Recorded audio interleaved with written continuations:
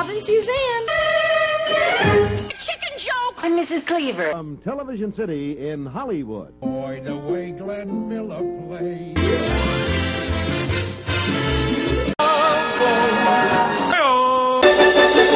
We can rebuild him. We have the technology.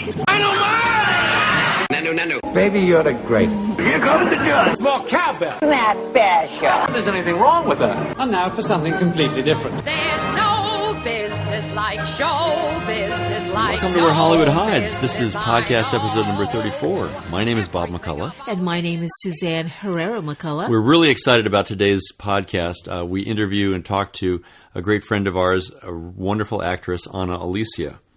It's been a really rough 2 weeks, hasn't it? I don't want to repeat it, that's for sure. We have had probably the worst cold and cough at the same time that we've ever had since we've been married. As a matter of fact, you're still sucking on throat lozenges. That's right. I hope they can't hear it. But I can smell it. I'm not so sure. Was this the flu? Because we had a flu shot. It was. If it was the flu, I want my money back on that flu shot.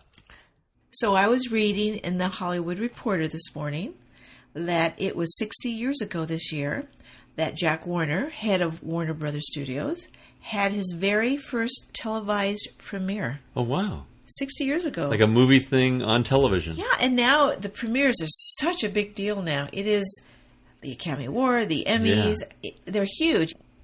He had made The Star is Born with Judy Garland, and she had been out of the business for 3 years, and he was determined to make it a hit.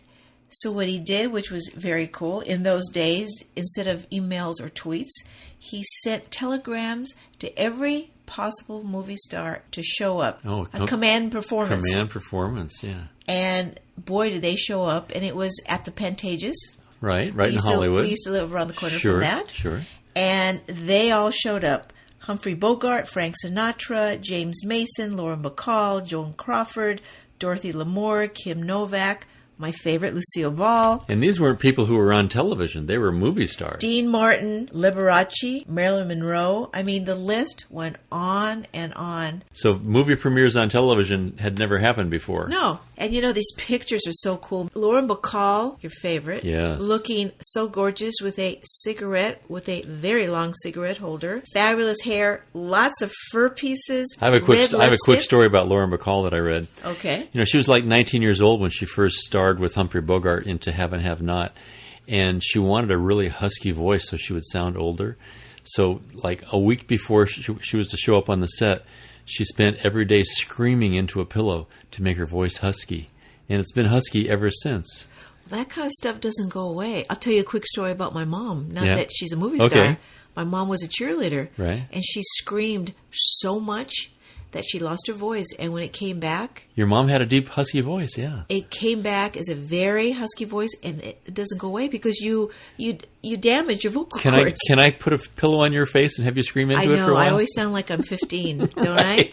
We could make your voice husky? I thought you liked my voice. I love your voice, dear, but all right, I also like Lauren Bacall's voice and your mom's voice. Fine. I always wondered why you didn't have your mom's voice. I'm going to talk like this from now on. Lower, even lower. That's fine. I don't think I can get any lower. All right. What I really want to talk about, again, is our book. Where Hollywood Hides, Santa Barbara. Celebrities in Paradise. Right. We are very excited. I know I say this all the time, but we got another email from several bookstores. They want more books. Right. The reorders are coming in. Things are backing up a little bit, but, you know, the book is always available at Amazon.com. I don't know how they do it. They deliver instantly. Or people can come to our website at wherehollywoodhides.com and order directly from the publisher and get free shipping. And we just shipped a couple to Germany, so yeah. It's hitting crazy ends of the world. Yeah. Very happy. The book is really... Thank you, everybody. I'm so grateful.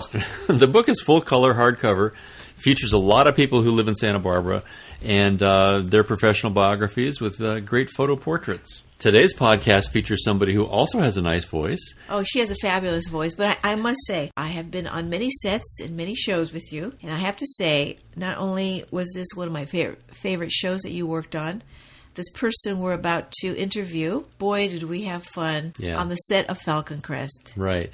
Ana Alicia played Melissa Agretti and had an ongoing role on the show for 7 years. I worked very closely with her. I was in the very first reading when she came in to audition for the part, and we picked right. That's all I can say. We really discovered somebody who has great intelligence, amazing drive, and self-discipline. And I think what you're going to hear in this conversation is a real humanity that comes through. And she has a lot to say for people who are thinking about getting into the business. You really do need to listen to this one. Here's Ana. How are you? I'm good. How are you guys? Good, good. Bob is here. Hi there. We were just talking. It's been a long time since you and Bob have spoken. A very, very long time. How are you, Bob? You know, you sound exactly the same. And she also looks the same. It's almost creepy. Oh, my gosh. Yeah, you sound exactly the same, too. How he funny. also acts the same, Ana. One of the things I'd like to ask you is, did I actually ever tell you that you look like you ate a lot of bananas?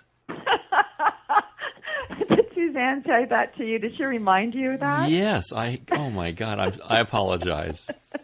It was very funny. No, I actually, you know what? I credit you actually for, just getting me back in line regarding some, dietary habits. Well, I apologize for being so blunt, but, there was a lot going on in those days. So, Ana, one of the things we really enjoy talking about on these podcasts is how people get into the business and kind of, really going back to the early beginnings.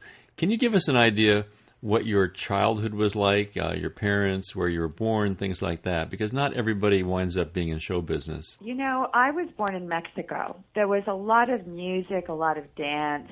Little girls danced for their daddies all the time. And I just remember, how that felt. And it just felt kind of wonderful, to bring that magic into particularly your father's life, I think. My father passed away when I was 6, and we moved to Texas at that time. And I think it was always in my heart, that ability to make someone smile, what that felt like. And so it kind of stayed in me. And when I was 11, they were doing a poetry contest at my Catholic grammar school, and I just raised my hand and, I said, I will read a poem. And I did, and it was called The Raggedy Man. I still remember this poem. And my Aunt Marie, who was visiting, she was from San Francisco, so she knew a lot about poetry and read a lot of books.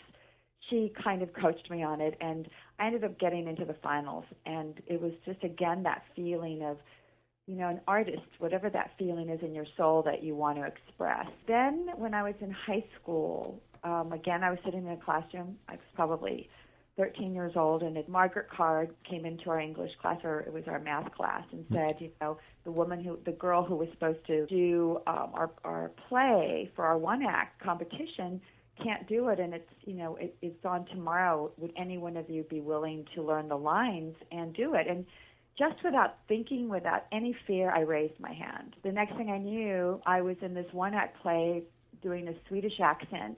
It was called The Marriage Go Round. Oh, my God. So an actress is born. At what age is this? 13. And we ended up winning, and it was an extraordinary feeling for me. Extraordinary feeling. It was like, you say an actress was born. It was like all of a sudden I knew what I was born to do, kind of thing. And then Margaret Carr just took me under her wing and started nurturing me and brought me into the drama department, and started doing plays like Our Town and Brigadoon and Kiss Me Kate. And now were your parents theatrically inclined at all? I mean, what did they think of all this? My mother was never in the theater, but she was a personality. My mother is a personality. She's just a glorious, beautiful woman who loves to dance. And my grandmother was asked to go into the opera when she was very young. She had an operatic voice, and I grew up hearing her sing, because we lived with her after my father died. Her name was Garitina. She was also a poet. She would write poetry. She would write acrósticos, which means poetry with,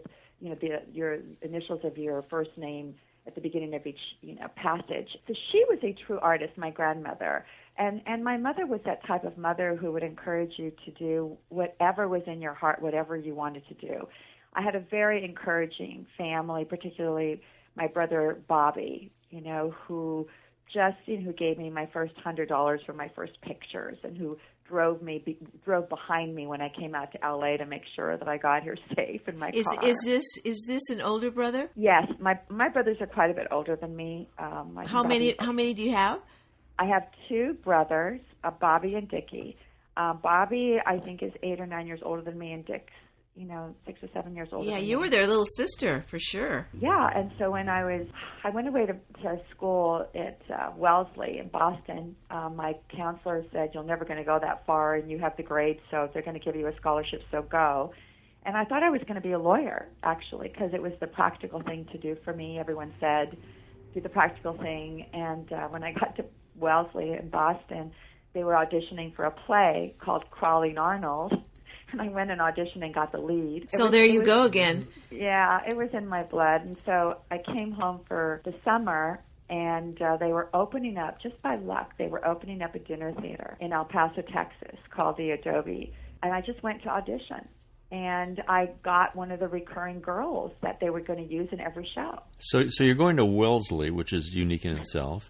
Yeah. So on your summer break, you decide to try out for dinner theater. Amazing. Yes, and the most amazing thing was that only 2 girls of all the hundreds of girls tried out, and got it out of all the hundreds of girls, and I was one of those 2 girls, and we were blessed with the opportunity to be in every show. So I played a major role in every show, whether it was Gaslight. I played the maid in Gaslight. There were so many different shows, and they would bring celebrities from, either New York or California to come down and do the show. So I was able to work not just with celebrities, but also with very, well-trained actors from New York and Los Angeles. And what had your formal acting training been to that point? Well, up until that point, again, I was very blessed because in grammar school, I did some poetry, and then in high school, I did a lot of poetry competitions, but I also did, on every single play. So I had done musicals, I had done serious dramas. I was one of the 2 girls that got every lead in my high school. So even though you didn't actually go to school, you were actually in school and acting at the same time. Oh, yeah. While you were working. Yeah. And then when I got this contract at Adobe Horseshoe, I had to make a decision. I couldn't go back to Wellesley if I was going to do this contract because it was for a year. And they were paying very well because it was equity. So I was going to become an equity actress in El Paso, Texas, which is unheard of. And I was going to get paid, which was great for me and my family. Right. And you're like 18 years old? I'm 18 years old. Wow. And I was going to be able to also finish my education at the University of Texas in El Paso. So I decided not to go back to Wellesley. I went to school during the day at UTEP, and I acted at night at the Adobe Horseshoe Dinner Theater. So you were one busy young girl. Very happy young girl. And when I wasn't doing dinner theater at the Adobe, I was also doing main stage productions at the university. So, in my own way, I guess, I really did get a lot of training. That was all really live theater training and experience. At what point in time did you ever wind up in front of a camera? I was actually still going to go to law school. You were driven. Well, I was trying to be practical, I wanted to help my family. I wanted to, just that foundation, that core, so that my mom would never have to worry. And I just thought, what, law school just makes sense. Acting is, who knows what would happen with that. And that's true. So when I came to Los Angeles, I actually came because I was going to take the law school entrance exam test. When I came here, I decided, okay, I'm going to check out Hollywood just while I'm here. I'll study for my exam for law school, and I'm going to check out Hollywood for a couple of months. And I came out here, and I found myself an agent. When you came out, did you have somebody waiting for you? Did you have contacts here? No, I had met a couple of people, obviously some people from doing the dinner theater, but I found very early on that not only are they not in a position to really help you, but I also didn't feel comfortable asking for anything. I really wanted to do it on my own.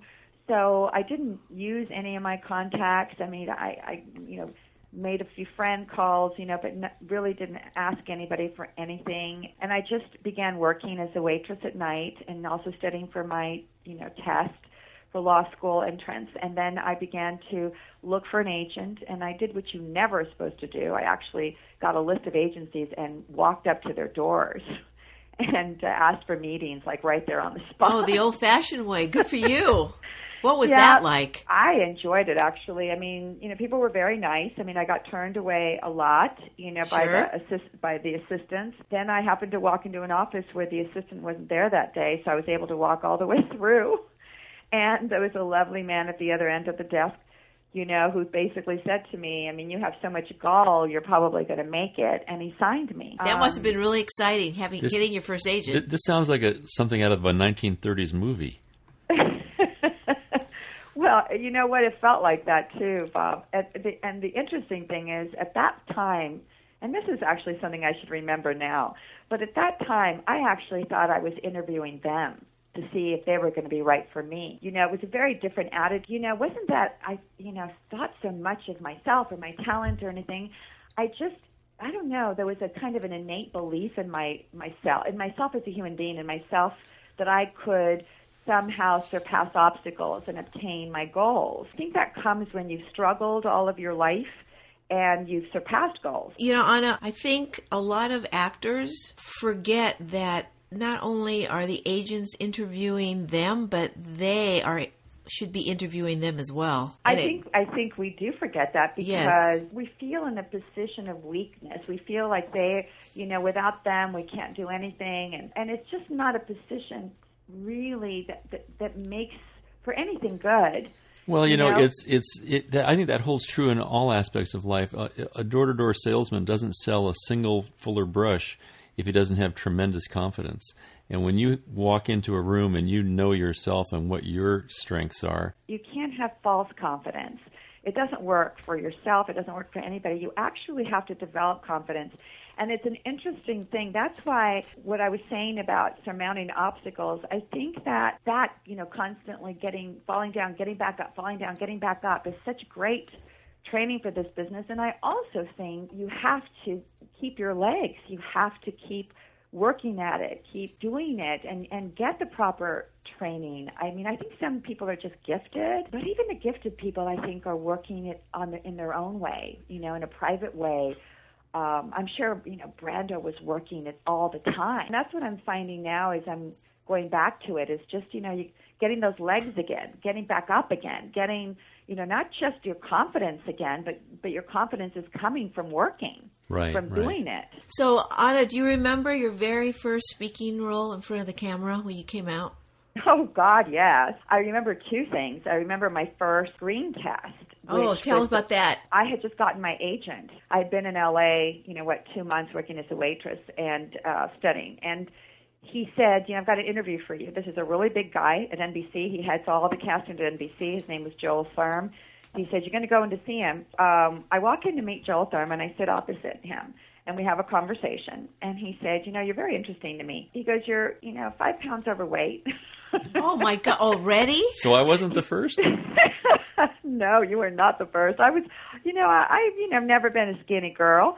But although now they tell me I'm skinny, and it's like I don't want to be skinny. But he said, but there's just something there's something different about you. And he had never seen me act or anything. And I barely, had pictures. I had no resume other than, what I did in school and at the Adobe. So he said, I've got a screen test going on tomorrow that I'm not going to put you on the screen test. I've already got what I need, but I'm going to add you on to the end of it just because I've got the cameras and I want to see what you look like on film. So I go in the next day and I've got my jeans and my T-shirt on. I wasn't a big dresser. I never really was a big dresser. He says, hey, I'm going to lend you my sweater because you need... you got to look a little bit more upscale. Oh, that's funny. So he lends me a sweater, and then I had never seen, like a camera. I mean, I'd never been in front of a camera. Right. I knew what marks on the ground were just from stage. I knew that you had to walk here and walk there, but I didn't know anything about the camera. And so right before the audition, the screen test, he says, okay, every person doing the screen test has to say a little bit about what they've done. So, I'm going to turn the camera on and you just tell me what you've done. Well, remember, I hadn't done a lot. I hadn't done any television, any film, anything. So I just said, hi, I'm Ana Alicia. I'm an actress and I love it. That honesty must have been pretty refreshing for him. Well, he just had a big smile. And so I did the screen test and wearing his sweater. And then about 4 days later, I never expected anything to come of it. 4 days later, my agent calls me up, and it's like 5 o'clock in the evening, and he said, He said, you better sit down. And I go, what is it? And he goes, I thought you said that you were a good actress. He goes, I thought you said that you had experience. And I said, yeah, well, I thought I did. I think I do. And he said, well, you know what? Joel Thurm just called me, and you're flying to New York in 2 days. Oh, you wow. got the lead in the soap opera.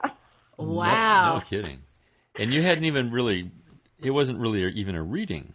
No. Oh I didn't my even gosh. know what the girls were being tested for, really. I mean, I didn't pay attention to it at all because I wasn't being considered. At least I thought I wasn't. Yeah, so that was a pure raw screen test then. And Joel Thurm obviously having an incredible eye for talent. Boy, that's pretty flattering. So what the heck did you think? I just screamed up and down, and I called my family, and because I had to leave, like in 2 days. The role started, this was like a Friday, and the role started Monday. I had to be in New York by Sunday.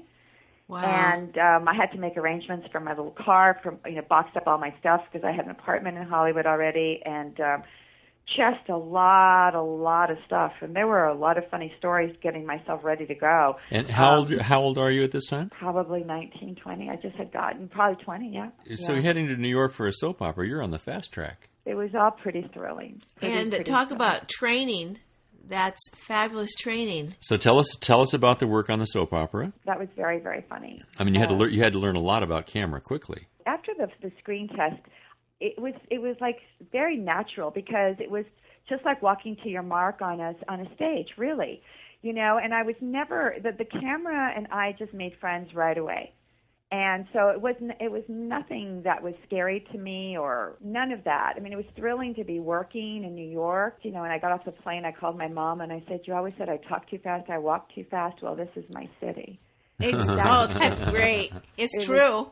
Yeah, it was that kind of a feeling. And the cast was so warm, so welcoming. I stayed friends with a couple of them for a very long time. It was a great experience. And what soap opera was this? It was Ryan's Hope. Uh-huh. And I played a 15-year-old candy striper at the hospital. How long were you there? Well, I was there. I had a year contract. And as the contract was ending, my agent called and said, there's a woman who's interested in meeting you who's going to be in New York. Her name is Eleanor Kilgallen. And she runs the Universal Contract Department, because at that time there were still Universal Contract players. Right. And so I said, great. So I met with Eleanor, and she said, don't sign a new contract. I would like to bring you out to L.A. to be one of our Universal Contract players. I just need to talk to my partner, Monique James. Oh, boy. So Ryan's Hope really became your showcase. I guess it did. It became my training ground. And then the next few months later, I started under contract at Universal and did, again, a lot of different types of shows. So tell us real quickly, so how does that work? You have a regular recurring role on a major hit soap opera. You're being seen nationwide almost every day of the week. You're getting incredible exposure. Especially in those days, soap operas were huge. Right. So the people at Universal Casting, I mean, you drop the names Monique James. There was no bigger name at that time. They come out to New York. They have a conversation over tea with you or whatever. And things are really beginning to happen. Aren't you getting a little... Isn't this kind of intimidating? We're talking about the movies now. Universal was not a soap opera factory. It was a major film studio. Yeah, but I think there's a beauty in the ignorance of youth. It's like I really never saw myself, truly ever saw myself as that, as, oh my God, this is the movies, and oh my God, might be a movie star, and oh my God, I'm a television star.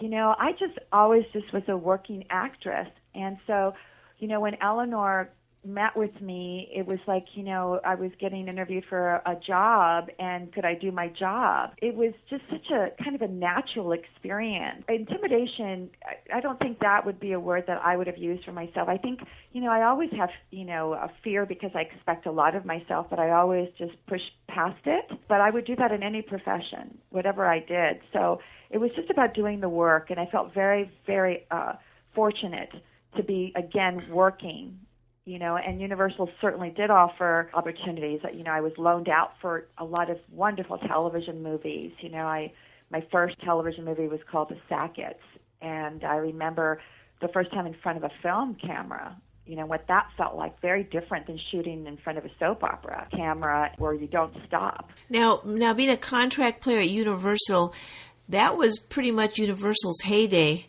They had a lot of shows going on. Yes, and I did, a lot of episodics, a lot. I mean, I was on, they used their contract players to fill in, Murder, She Wrote, Battlestar Galactica, Buck Rogers, Quincy. I mean, they were... You actually worked on a couple of shows that I was on at the same time. We never met at that time. I was working on BJ and the Bear and Battlestar Galactica and Sheriff Lobo. Yes, all of those I did. None of it was Shakespeare, but boy, they were popular shows. We were getting 30 shares, and I mean, Quincy was a major hit series for a long time. It really was, and he was such a nice man. So, Ana, let's get you to, I'm sure you remember your audition for Falcon Crest. Mm-hmm, I do very much. So I want to hear your impressions, and then I have the opportunity, I have somebody here that can tell you his impression. What's funny, Bob, is that I don't remember you in the room. I mean, not to hurt your ego, but the whole thing is that I remember. Yeah, you were in the moment, sure. Well, no, I remember, of course, the casting director. Sure. Doris Saba, because, just to give you a backstory on Doris had called me in like a few months before to audition for Flamingo Road. And by this time, I had changed agencies. Joel had switched agents at that time. And so I went to meet Doris, and it was I've been playing a lot of virgins at the time. And I said to Doris, I said, you know what? I said, thank you for the opportunity, but I just don't want to play this particular role. It's not exciting to me. And she said, well, it's a series regular. And I said, I know, and I don't want to be ungrateful, but it's not really the next step for me. And when my agents heard about that, they just went crazy, obviously, because here's a series, a very popular series, and they said to me, who do you think you are, blah, blah, blah. But it wasn't really coming from ego. It was coming from where I now felt that I should be doing, because my teacher at the time was having me do stuff like Cat on a Hot Tin Roof, very different kinds of roles. So Doris said, don't worry. And agents don't understand sometimes the power of no. When you say no to somebody, what does that create? It creates more want. So I'm sure Doris certainly put that in her repository of kind of an emotional reaction. Somebody actually turned down a recurring role on a hit series like Flamingo Road. They must really be good.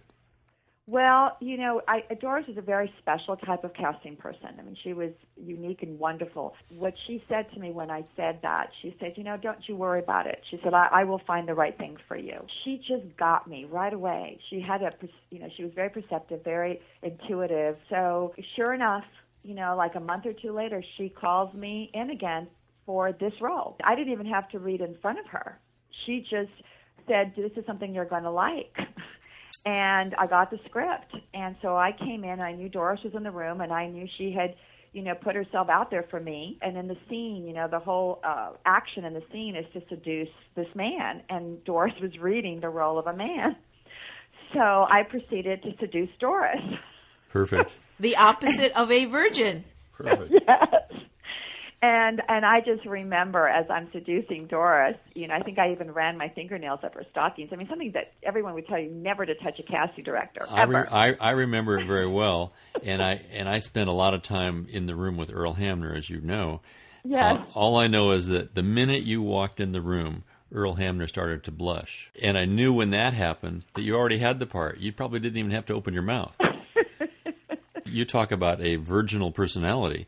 I'm a very conservative guy raised in the South and embarrassed by a lot of things like that.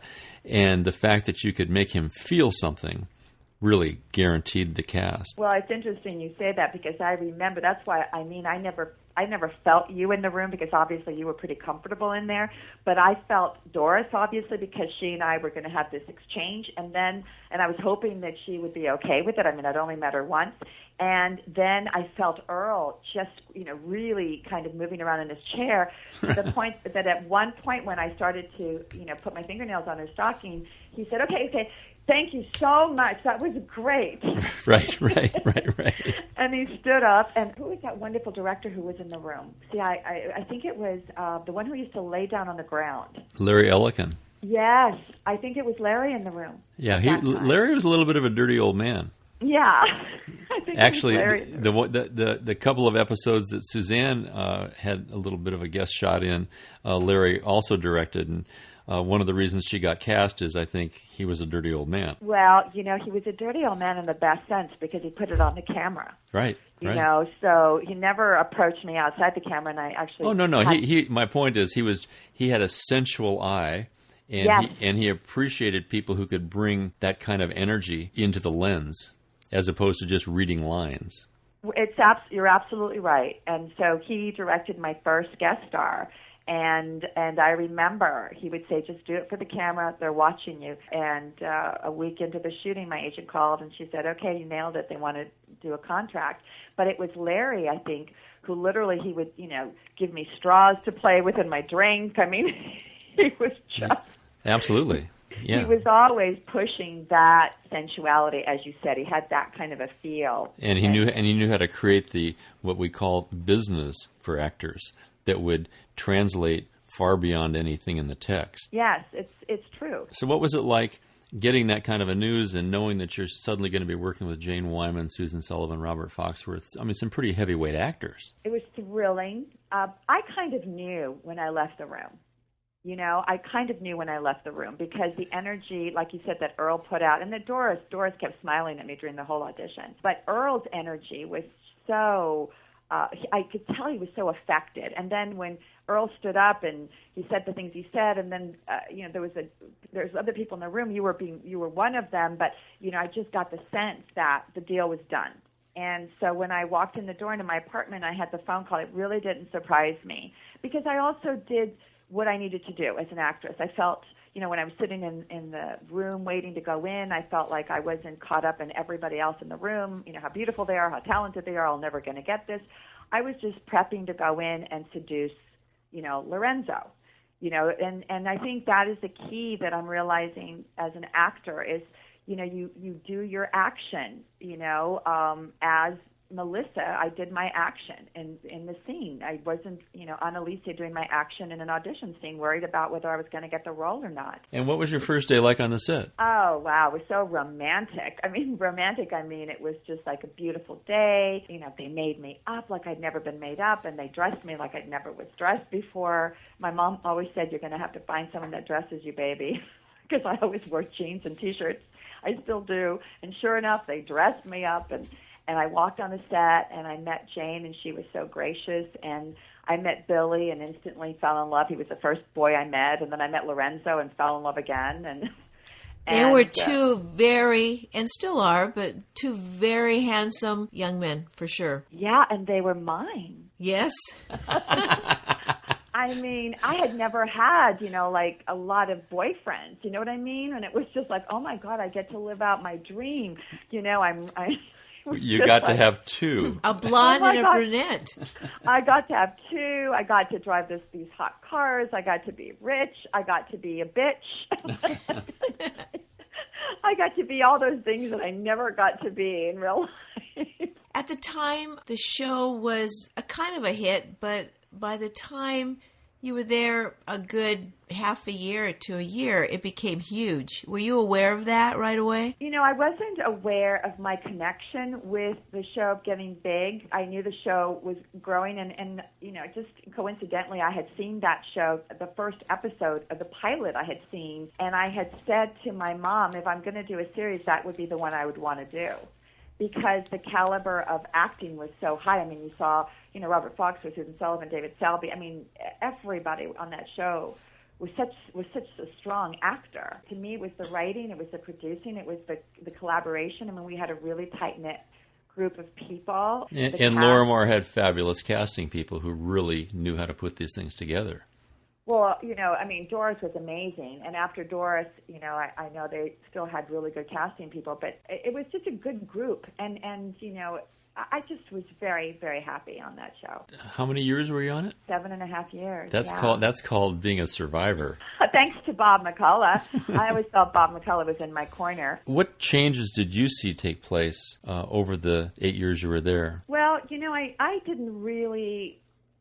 noticed the changes because it was a natural kind of blossoming of characters and storylines up until the time period when there was the whole regime change at the end, where the Melissa character was killed off, and then they started killing off a lot of different characters about that same time period and bringing in a very large cast. And I think when you started bringing in so many characters, my feeling was it lost the heart of the show. I didn't analyze it a lot, but the few times that I saw the show, once they started, getting rid of some of the original characters and really replacing them with a large cast, I just felt that it lost its heart, its soul, and it became difficult to follow. That was my impression. Also, when they started doing that, I would think they are diluting the family so much that there was no sense of family ties, whether they be good or bad. The family dynamics were pretty much gone. And that's what I equate to the heart of the show. Once you lose family, then you don't care about anybody. Now, during the period you were on there, you and David Selby worked together quite a bit. How was he as an actor for you? Very exciting. He's very generous. We had a lot of fun. I mean, we were lovers on the show, so that was really fun. I mean, I had to wear all these little tiny things with him in the bed, and he would always tease me. And I mean, it was, people would come on the set and be watching while we're supposed to be making love, and I've got all these ridiculous costumes on that look like I'm naked, but I'm not naked. And I mean, it was very funny. So he and I, had a lot of fun. It was very nice. And so you were off the show, and then your agent called you and said they want you back on? They've gotten a lot of response, and they want you back on the show. And they're going to have to bring you in as a different character because they killed you off as Melissa. Well, I think by then the new producers were pretty much scrambling to hang on to every rating point they could, any way they could, because as I recall, and I very rarely watched the show after I'd left, but there was a whole thing with Nazis and buried treasure, and some of the storylines got pretty far afield of where we had really begun. And yes. When you look at fan pages and things like that on the internet, boy, they're very critical of the last couple of years. People have reached out to me who were major fans of the show and who contacted the second reign of producers and just basically said to them that they've ruined the show. And some of the producers actually admitted to it later that they felt they had, without meaning to, obviously. Now before we leave Falcon Crest, and we must eventually, what was your favorite episode on that show, or your favorite day on the set? I think there were 2 days, very different days. I think the one day I had so much fun because I got to dance. Oh, there's 3 days. I got to dance. Melissa was at this party, and she gets drunk, and she's dancing, and she's putting her leg up, I think, on Lorenzo's shoulder, and that the song was Twist and Shout. Yes. That's a good song. Oh, my God, and I love to dance, so that was so much fun. And then there was another episode where Melissa's going crazy, and so she gets to be this kind of soulful singer at these really, really trashy bars, and she dresses up really kind of weird, and she goes and she sings Body and Soul and Goody Goody.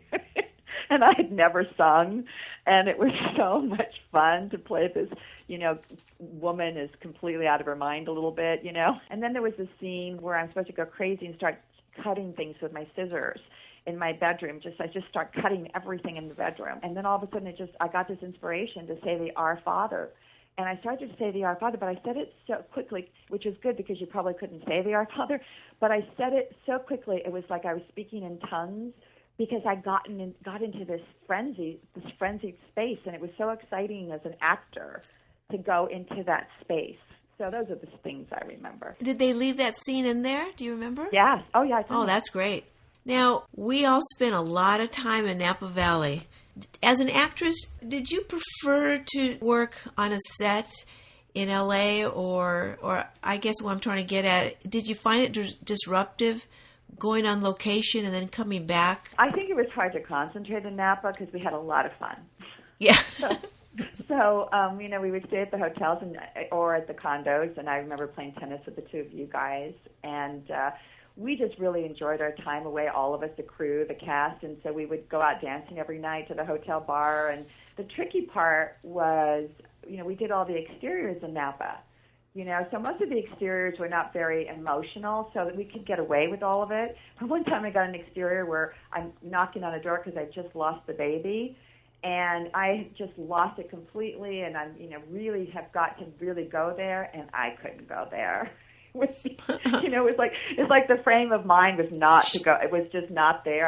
I unfortunately, sadly, did not do the appropriate amount of work. So when I got to LA and I had to shoot the interior of that, I was ready to do that when I walk in the door, but I had to end up looping what I did outside the door. So when the show began to really wind down, what was the last day like? My last day on the show? Yeah. That's an interesting question. I mean, you had to know it was the last day. Yeah, I did know it was the last day, and they brought me a cake and gave me a gift. Oh, that's so emotional! My God. Yeah, and everyone came together, but I think there was such mixed feelings. I don't think I got to be really sad because the way that they did what they did. I was told that when the new regime came in that I was going to be, have a much more interesting part and that it was going to be really extraordinary. And then a few days later, they called my agent and said, we're not going to be using her. We've already replaced her with another character. So the way it was done was so uncomfortable and so distrusting for me that I just, it wasn't a place that I was going to let down, if you know what I mean. Right. And so I loved my crew. I loved my cast. But I knew that I would continue to see them and have contact with them. So, I think I was probably pretty stoic. Well, you're kind of guarding yourself at that point. Yeah, guarding myself because the people that had fired me were there. Yeah. Celebrating my last day, how wonderful I was, and everything. And I mean, if they had been straight about the way it happened, I think I would have been much more genuine in my response that day. But the way they did it was like I didn't trust them. Well, that's, what I would say? I'd say welcome to Hollywood. I think there is that, but I think we can't lose faith that there is the other. Yeah. And I'm at a time now in my life where I only want to work with the other. It certainly isn't like the show had been canceled and the whole show was winding down and that cake was for the whole cast. Like you said, there's a good way to do things and a bad way. And that was not the right way. So once you're basically at liberty, what does an actress who's been on a major hit series and really has an international profile by now? And I must interject. Yeah. Most actresses or actors do not have a 7-year run. Oh, right. No. It was fabulous. Ana, you were obviously very unique in your generation to have that kind of a profile. So now you're at liberty. And you wind up working with people like Raul Julia. Yes, that was a gift to me. I actually think I did that movie while I was still on the show. But what happened when I left the show, it was a soul-searching time, especially after I'd gone back the second time and realized that I could really continue to make this my life. Something happened within me, and I've been feeling it for a little while, but it really set in, and I was living my life on the set, the hours, 4 in the morning, 5 in the morning, getting home sometimes at 11 at night, having things to do on the weekends for the show. Traveling. It was your whole life. I mean, morning, noon, and night. Right. It was my whole life, and all the things I had on the show, whether it was a boyfriend or children, or I didn't have a life outside the show, and I wanted a life outside the show. You're at the point of your life where you are looking around saying, I need a personal life here. Is this all there is, right? Yeah. Right. And I think seeing the two of you, I think being around the two of you showed me what a good, artistic relationship could be like. And so, I was seeing people around me with relationships and children and a life. So I decided, this is the craziest thing, but I thought I'm going to go find the father of my child. I was ready to have a child. It was like I was rocking my little dog to sleep, and so I started finding opportunities to travel because I had met people, but I really hadn't met anyone that I thought, this is the guy I want to father my kids. And I wasn't sure I was going to meet him in L.A., for sure, because I wasn't sure I liked, the business, nothing about the business. And so I started traveling, and I got an offer to go to France to host a stunt show there, a big stunt show. And so I got a couple of first-class tickets for my best friend and I. And we went there, just to see what the world was like. We went to France. And And sure enough, I walk into the hotel lobby, and this guy calls my name, the producer of the show, and I turn around and I look at this man, and immediately I knew he was the father of my child. That's crazy. I mean, like instantaneously. Did he know it? You know, he always said he didn't, but now he says he did. Okay. Yeah, they always say that afterwards. As long as both parties recognize that vibe, you're in good shape. So ironically, right, we get together there, and we come back, and we find out that we actually, his work was actually half a mile from my house, his offices. So we could have met at any time in California, and we never did. You know, you had to go to France to find each other. I mean, to make a long story short, we ended up having 2 extraordinarily beautiful children, and we're married for, you know, many years. And then a year ago, we separated, right, thinking, you know, maybe we'll get a divorce. You know, the children had gone away and all this stuff and the difficulties of married life and the struggles and everything. And he bought a house up the street, but we were kind of headed toward divorce, and something took a turn. And I ended up going to Paris again to Europe with my son, and I ended up in Paris. Well, he ends up meeting me in Paris. This is just like, a couple months ago. We end up finding the 2 hotels, the one we met in and the one we went to.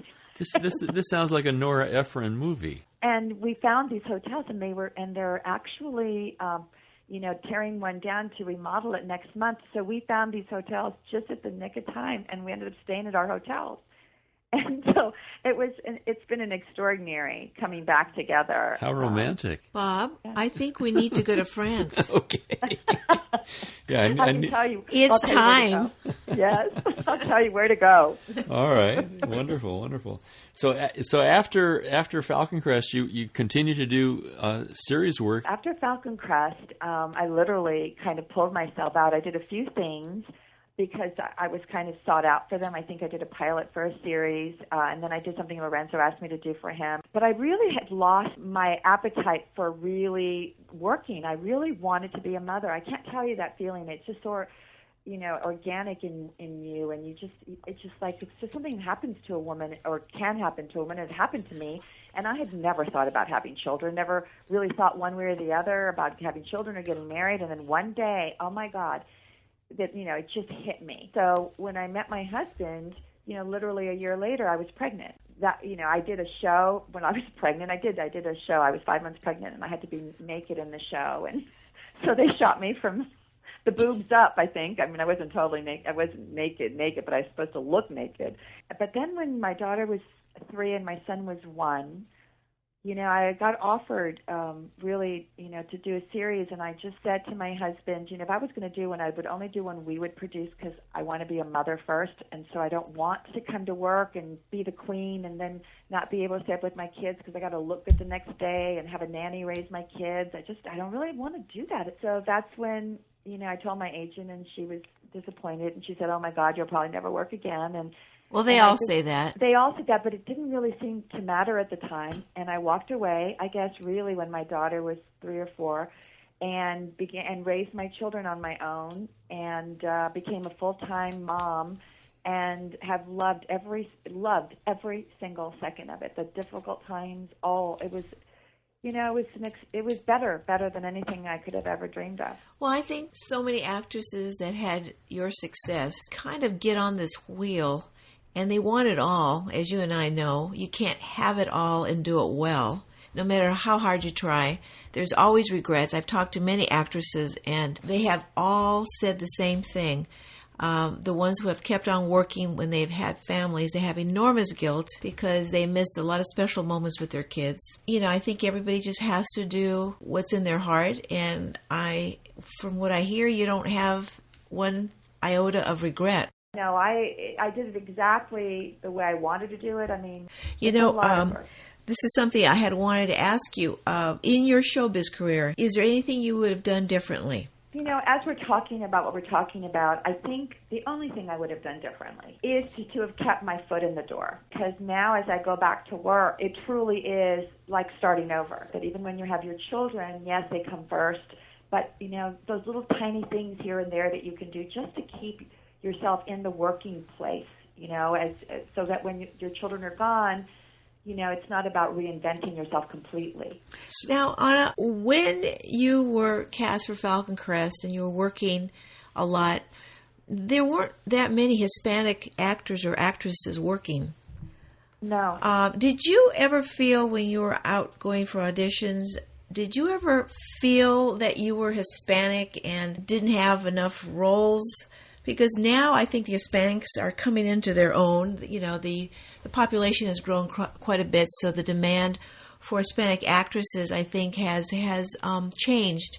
But did you ever feel that discrimination at all? I'm Mexican. I love being Mexican. You know, that's where my heart is. That's my first language. That's where I light up, you know, when I get to play those type of roles or, you know, go back to my country. But I don't think that way. So I was just, you know, I would go to whatever auditions they would send me, and it was, unless I had to use an accent, it was not to me whether they were Mexican or were white or whatever. It was more their, you know, where they came from, their families. That's there for me. That blood memory is there for me in the roles that I'm looking at, and I'd love to use it. I mean, it's going to be very difficult, I think, for anybody of any age to repeat history. But it's almost like trying to get back into the business when you've been gone for a number of years. And regardless of what your age is, that starting over thing is not going to be easy. It's never easy, right? But anything, like they say, you know, anything worthwhile is never easy. I don't know anything in life, anything.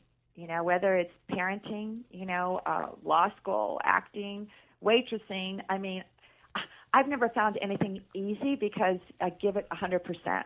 The difficult things, I've gotten past it, is, you know, the fear, you know, because fear tends, sadly, to increase with age because you know so much.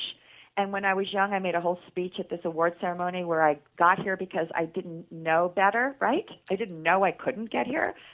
So that is the frame of mind that I'm coming from. You know, I want to be that baby again. I want to, you know, not know any better. I want to understand, you know, the boundaries of the business we work in so that I can push through them, so that I can not buy into their reality. And what's happening is I really have only started back 2 or 3 weeks. I've been starting to focus, and so I'm back, you know, working on, you know, camera. I'm back in classes. I just signed a wonderful writer to who's going to write a play for my friend and I to do. And, you know, I'm just starting to look at television again, look at where I fit. There's a couple of screenplays. I'm looking for a young writer to write with me that I have the stories. They're very powerful, and they have a lot to do with my Hispanic roots. Actually, both of these particular ones do. So for those producers, writers, packagers who are out there looking for people, how would somebody contact you with a project? And there's so many shows out there that you're going to be perfect for. You know, television has exploded. It isn't just 3 networks anymore. There are 25 different outlets for product, and you're eminently castable. How would somebody get a hold of you with an offer? I haven't come to terms with that because I really haven't gone out and gotten my agent or my manager yet, because I'm creating opportunities for myself and getting the wheels rolling, and then I want to do, you know, I probably will do some stuff on videotape, and then through that maybe go out there and get myself representation. Well, you know, we can always have you back, Anna, and you can tell us how to contact you. Well, what I'm going to do, though, is the next couple of days is I'm putting together a public Facebook. So I don't know if people, I guess people contact you that way. Sure, absolutely. Yeah. So I'm putting together a public Facebook. So that would be the way to contact me. And I'm looking for scripts for a couple of reasons. I'm looking for scripts for myself. I'm also looking for young writers who are interested in writing. And I have a French director girlfriend who's amazing. I'm looking for a suspense thriller for her. And my husband's production company is now branching out into feature film. So I'm looking for scripts for them as well. And what's the name of his company? GRB Entertainment. They're also a distribution company. Wonderful. So, now, Anna, would you ever consider being a director or a producer? Well, I mean, that would have been my dream, but, you know, the skill that it takes to be a director, you know, I actually thought about going to AFI for 3 years, and I also thought of, you know, taking a serious writing course, and I thought of many things because the artist is bubbling in me. But a friend said, do one thing at a time, you know, and the thing I've always known is acting, so I will, you know, step back into my work, and I will produce as I go, you know, projects for myself, projects for other people, and let it naturally flow. But I'm going to give, you know, this acting thing a real go before I... Well, I think it's a slam dunk. Certainly, there's a lot of fans for Ana Alicia from Falcon Crest. But we also have listeners who are young and they would love to get in the business. What advice would you give a young woman looking to get into acting? I would give the same advice I gave my own daughter. My daughter did not know I was an actress until she was 9 because my husband, really didn't want any more actors in the family. Right. Perfect. Perfect producer, right? But when she was 5, she came home from kindergarten and she said, "Mama, I got to go on stage. I did my first play today, and I got to go on stage." And I called my husband, and I said, "It wasn't me. This is in her genes." So the trick with my daughter was actually pulling the reins on her since she was little because she wanted to work professionally since she was tiny. And I wanted her to be a child. And now she thanks me for that. So she, got her training. I mean, she started doing plays when she was 5 or 6 in school. Went in to do the leads in our high school productions and did a lot of community theater. And then when it came to college, she got accepted to many, many schools. And the one she ended up taking was Carnegie Mellon University, which is a very difficult program to get into. I think they allow 8 girls a year, 9 girls a year from all over the world. That's the big time. You must be so proud of her. I'm extremely proud of her, but the thing about my daughter is that she has incredible discipline. I mean, she was a ballerina. She, in fact, did her first professional show this year on Point at a Pittsburgh, one of the best Pittsburgh theaters, and while she's going to college. So my feeling is, you need to get training. I mean, you can come out here and hope that, the camera likes you and that you're going to become a star, but what will happen is midway through your career, you're not going to feel like you have the legs that you need to really do the kind of stuff that you want to continue to do. So I think training is huge. I think if there's anything else that you want to do, I think you should do something else. It's a very, very difficult business. You must be happy just in the process of it, just acting. If you're not happy just acting, and if you need to be a star, you're always going to be miserable. So to me, it's work, do theater, as Bob's saying, probably social media, but don't do social media until you've already gotten your legs as an actor. You don't want to get a job and not be ready for it. And the other thing is, once you know that you can do the work, then nothing can stop you. Nothing. There's always a door. There's always a way in, and you can't listen to anybody. You must listen to yourself, and the only person you compete against is yourself. Most good athletes know that. The only person you're really competing is against yourself. You can't get into that kind of, BS. It's got to be about your craft. And then I think being ethical, I think being good to other people, I think being generous. Well, you have certainly been the embodiment of that ever since I've known you, and I knew you almost as a child. And your personal, I almost want to say your aura, has always been incredibly positive and the opposite of selfish. The word generous isn't even sufficient. You have just been a very giving person, and I think that you're going to see tremendous returns coming back to you. Well, thank you, Bob. I mean, I think in my life I have gotten so many returns personally and professionally, and I think the way I look at it is I think it's gratitude. I feel very blessed each day for the things that I have, and the health, that your health, your career opportunities, your family, it's just, I just feel very, very blessed. Well, we feel nothing but gratitude for your doing this podcast with us, and I think you're going to be a real exemplar for all the hopefuls out there, and your message is both positive and a bit cautionary, and comes from tremendous experience, and there's you have an innate intelligence, and we can feel that coming across.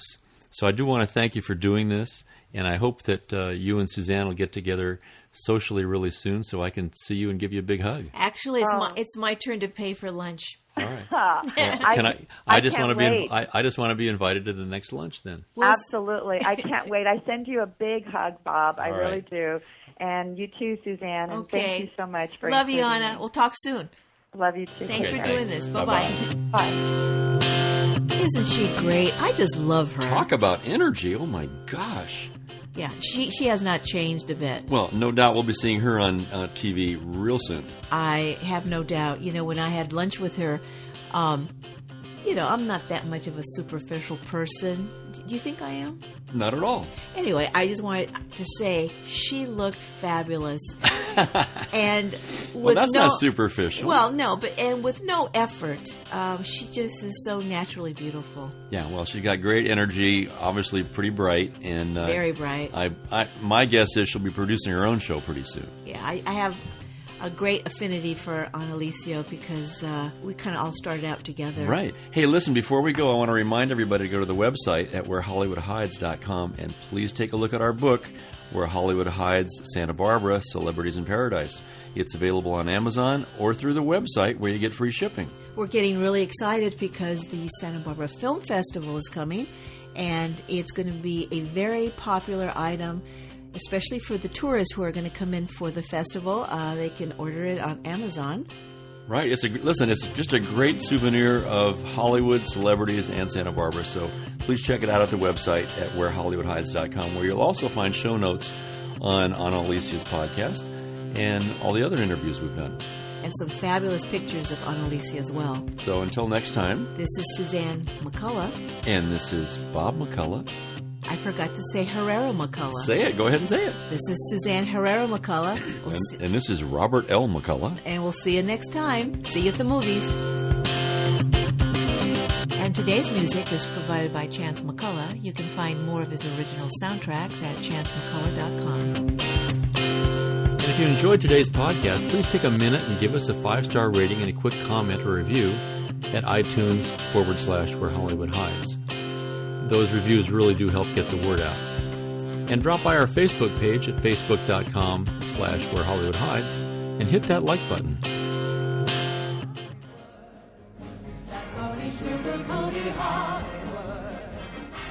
From Chillicotes and Paducas with their bazookas to get their names up in lights. All armed with photos from local rotos, with their hair in ribbons and legs in tights. Hooray for Hollywood! You have no way of knowing who'll make good. Maybe you'll be another Papa Dion, your name in neon. If you get lucky, you could. Yes, buddy, you'll arrive if you can top his 5. Hooray for Hollywood! Hooray for Hollywood!